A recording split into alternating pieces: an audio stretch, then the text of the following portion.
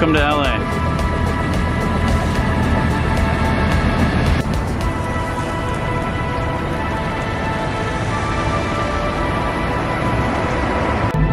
What's going on, Unfazed crew? So here I am at kind of a sketchy but also very fascinating location.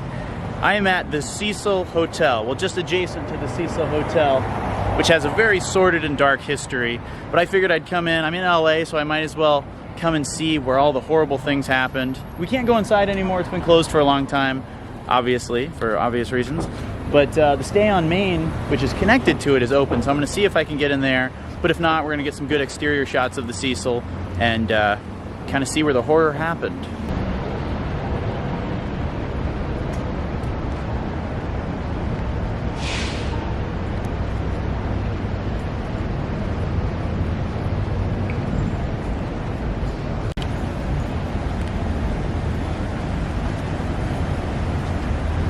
You know who owns this now? Like a recovery place, like a transition house. Oh yeah? Yeah. Cool, man. Thank you. Are they gonna do anything with it? Do you know? Yeah, they're gonna move the homeless. Oh wow. Clean this up. Oh dang. Okay. Yeah, they're moving now.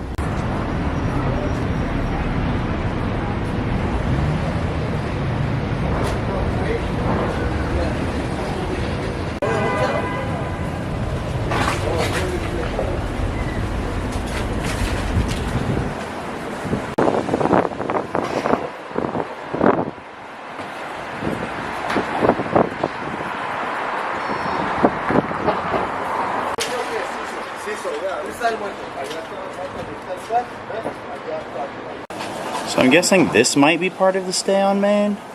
I'm not sure.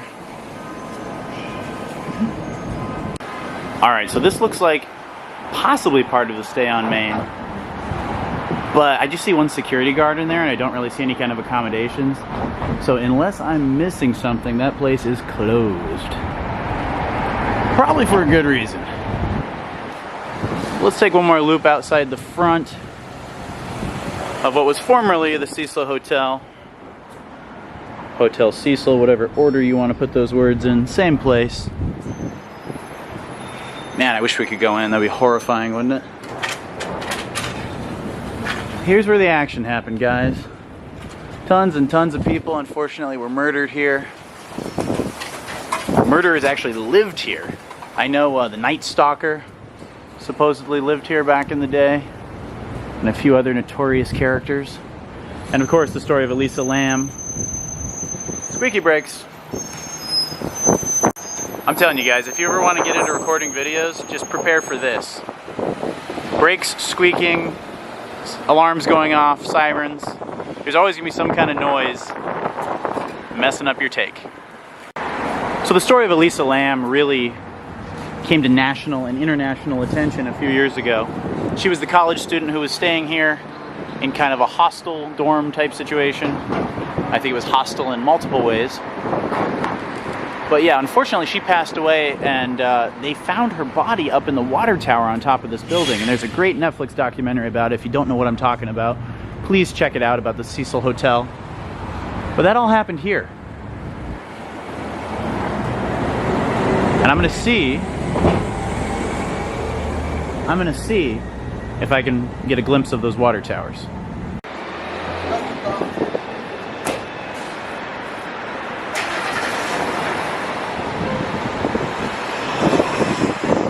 Meet Zilla, downtown's finest burger.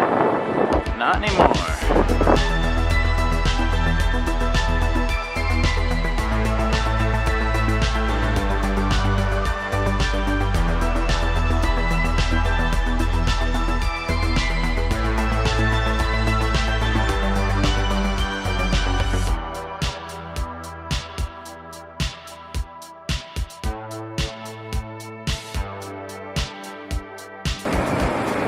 This seems like a safe idea. Let's go into the alley of the Cecil Hotel. Nothing like some shit stains on the wall and hypodermic needles. Nice.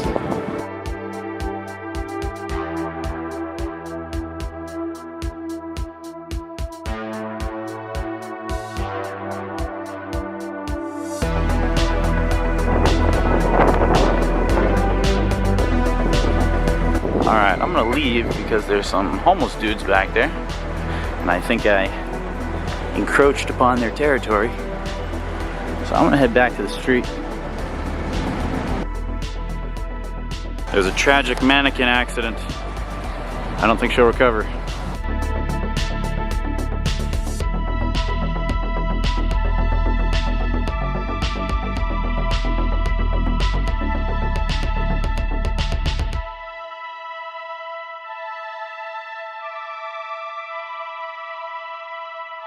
As you can see, the businesses around here are all thriving, for the most part. A beehive of activity. As you can tell, California is doing a great job to take care of its homeless population.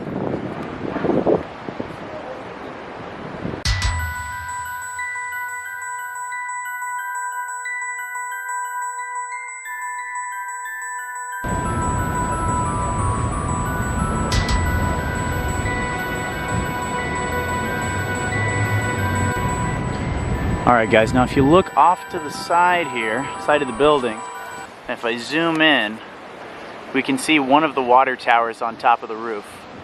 Now Elisa Lam was found in one of those water towers. Actually, if you look closely, you can see two. You can see the edge of one of the second ones right behind it.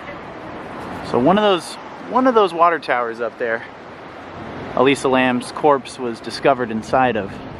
Very sad case. And what was horrible about it, aside from the fact that she lost her life, is that the people inside here, the guests and the residents, they were using that water on a daily basis for, I believe, well over a month as her body decomposed inside the tanks.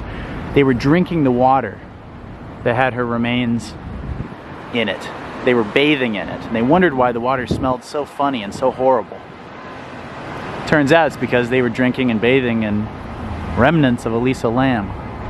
Truly horrific. A truly horrific story. And there's so much mystery surrounding it. We don't know who killed her. We don't know why. There's no footage of her except for that footage of her in that elevator. If you don't know what I'm talking about, definitely look it up. Elisa Lam case. Super fascinating, super sad. Really a tragedy. But if you look up there, you can see the water towers.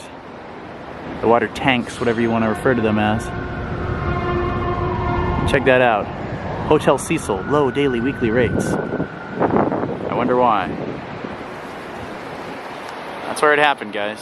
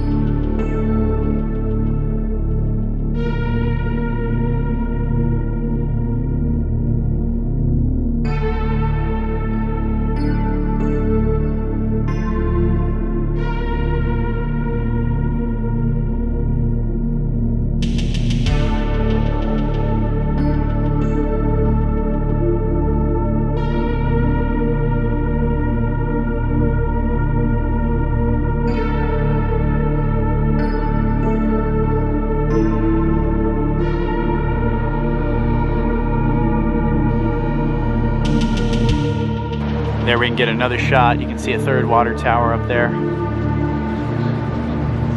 That's where it happened, guys. That's where it happened. Always an engine revving. Always. Every fucking time. Give you an honest look at the city here. Lots of homeless encampments and tents. Alright, from here we can get a really good view of those water tanks up top there. Tragic, man.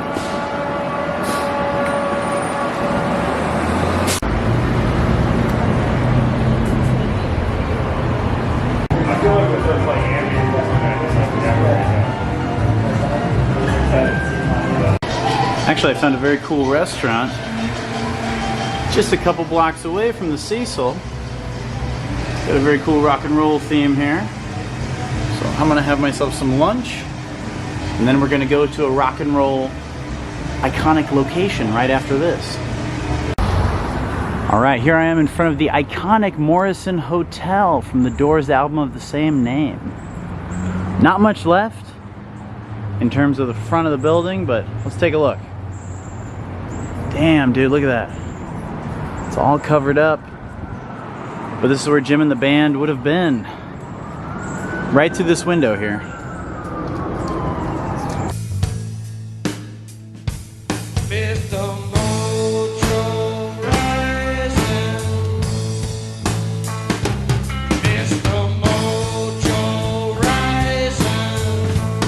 So legend has it that Jim Morrison wanted to name the album Morrison Hotel, obviously because of his last name, Jim Morrison. But the hotel would not have it. They would not allow them to do a photo shoot inside the hotel. So, allegedly, what happened is the bandmates went inside unbeknownst to the hotel staff and slowly started hanging out in front of this window right here inside the hotel bar. So, John Densmore, Ray Manzarek, Robbie Krieger, and of course, Jim Morrison all went inside right here, lined up real quick, and a photo was taken. I'll have to look up who took the photo, I'm not totally sure. But it was right here, right through this glass. I gotta touch it. I gotta touch the filthy LA stained glass with ash and graffiti and meth residue. But look at that, it happened right here, man. You know what I think is such a shame is that buildings like this here just fall into squalor. Just totally forgotten about. Like, what a shame, dude, what a waste. If they were smart, some savvy business owner with a little bit of money would come in and clean this place up and totally renovate it and make it look exactly as it did in like 1970 or whenever that album came out, 69, right around that era. And make it authentic to that time. Make it a Doors theme. Have a stage at night where a band could come in and play. It'd be a hot spot for a Doors cover band, let me tell you. Anyway, if they did that, this place would be absolutely thriving. But alas, they don't. And they are not as smart as you and I. But here's Morrison Hotel, guys. Right by Pico Boulevard. Check it out. Compared to the last vlog I saw of this place, which I believe was the Grim Life Collective, already this place is in a deeper state of disrepair. Which is a damn shame. But like I said, I would love to see this place be renovated and turned into something that's actually used. Here's the doorway that Jim and the boys went through. Check it out. Obviously locked, son of a bitch. Look at that. 1246 Morrison Hotel. Let's get a shot of the surrounding area. You can see the glory that is downtown LA. Pretty snazzy, huh? So believe it or not, I actually do have a Doors story myself. Believe it or not. When I was 23 years old, I actually very seriously considered moving to Los Angeles. So I quit my job at the time as a server. I brought what little savings I had and came out to Los Angeles for about a month. And I worked on indie film set out here. I stayed with an acquaintance. I stayed at a couple hotels. I kind of hopped around. But it was a really good experience. It was a really good time in my life, and I'm glad that I did it. I ultimately, obviously, did not end up moving to Los Angeles, but I do value the time that I had here. But what I will say is I did have can't talk. I did have a cool Doors story. I went to the Whiskey A Go Go, which was one of the original clubs that the Doors used to play at very frequently back in the 60s. And there was a Doors tribute band there called Wild Child. So I was like, dude, I should really go and check this band out because I love the Doors. So I went and saw them. They were amazing. They were fantastic. I had a fantastic time. And I was there partying, just enjoying myself. And about halfway through the set, they took an intermission. And they said, hey, we have a special guest to bring on stage. And it turned out being Robbie Krieger, the guitarist of the Doors. He joined the cover band for the next hour of the show, 45 minutes to an hour. Basically, he finished out the show with them. And it was absolutely incredible. So I got to see the closest thing possible to seeing the Doors at my age. So I got to see one of the real Doors with a Doors cover band. And it was absolutely fantastic, absolutely magical, and the Whiskey A Go Go was just an absolute blast. Anyway, that's my Doors story. Here's the Morrison Hotel. I hope you guys enjoyed this vlog. Remain unfazed. Mr. Mojo rising! Mr. Mojo rising!